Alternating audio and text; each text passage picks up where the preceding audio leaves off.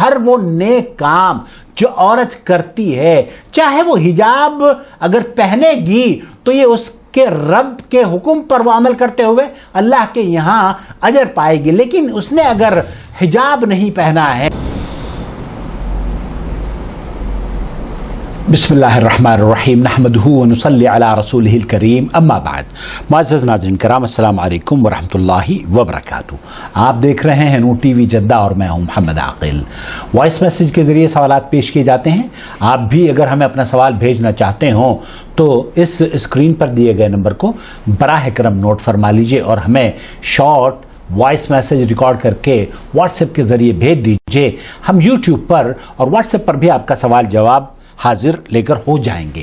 آج کا سوال آپ کی خدمت میں پیش کرتا ہوں۔ السلام علیکم، میرا سوال ہے کہ کیا جو عورت پردہ نہیں کرتی اس کی نماز بھی قبول نہیں ہوتی؟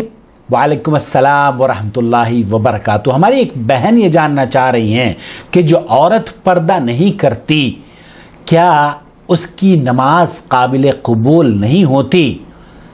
دیکھیے، ہمارے یہاں بہت سی باتیں ایسی عام ہو چکی ہیں جن کا اسلام سے کوئی دور کا بھی رشتہ نہیں ہے۔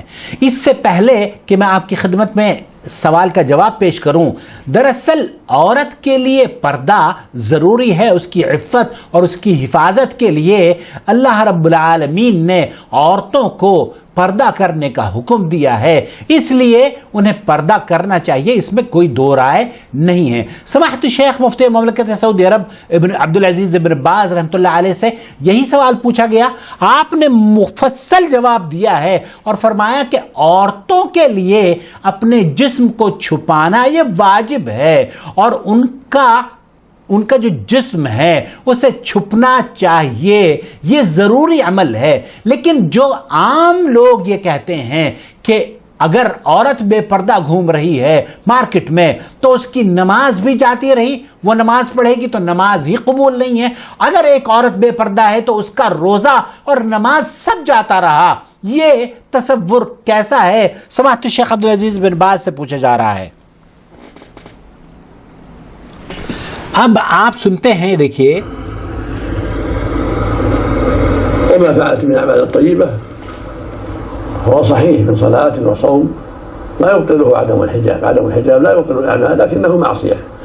شیخ فرما رہے ہیں کہ عدم الحجاب، بے پردگی سے آپ کا گھومنا آپ کے جو نیک اعمال ہیں ان کو باطل نہیں کرتا، البتہ یہ معصیت ہے، یہ گناہ کا کام ہے، اس سے عورتوں کو توبہ کرنی چاہیے اور اپنے جسم کو پردے سے رکھنا چاہیے۔ لیکن جو عورتیں بے پردہ گھومتی ہیں وہ یہ جو تصور کیا جاتا ہے کہ جناب ان کو تو نماز پڑھنے کی ضرورت ہی نہیں ہے کیونکہ ان کی نماز ہی نہیں ہوتی۔ شیخ فرمایا کہ ہر وہ نیک کام جو عورت کرتی ہے، چاہے وہ حجاب اگر پہنے گی تو یہ اس کے رب کے حکم پر وہ عمل کرتے ہوئے اللہ کے یہاں اجر پائے گی، لیکن اس نے اگر حجاب نہیں پہنا ہے اور اپنے جسم کو بے پردہ گھوم رہی ہے تو گویا کہ اس نے گناہ کا کام تو کیا ہے، لیکن اس گناہ کے کام کی وجہ سے جو اس کے دوسرے نیک کام ہیں ان پر اثر نہیں پڑتا، ان کے روزے اور نماز، زکوٰۃ یا صدقات اور خیرات یہ تمام کے تمام مقبول ہیں۔ تو آپ نے جو سوال کیا ہے کہ ایک بے پردہ عورت کیا اس کی نماز قبول نہیں ہوتی؟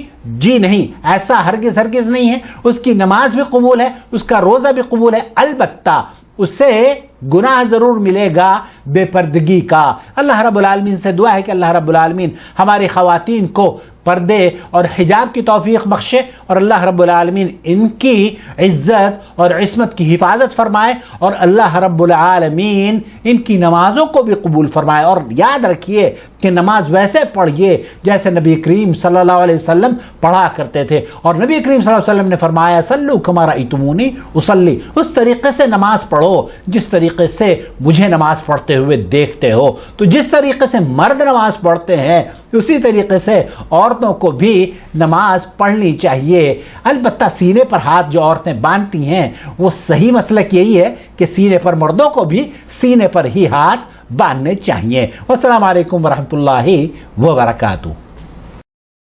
يا أيها الذين آمنوا اتقوا الله حق تقاته ولا تموتن إلا وأنتم مسلمون واعتصموا بحبل الله جميعا ولا تفرقوا ولتكن منكم أمة يدعون إلى الخير ويأمرون بالمعروف وينهون عن المنكر وأولئك هم المفلحون.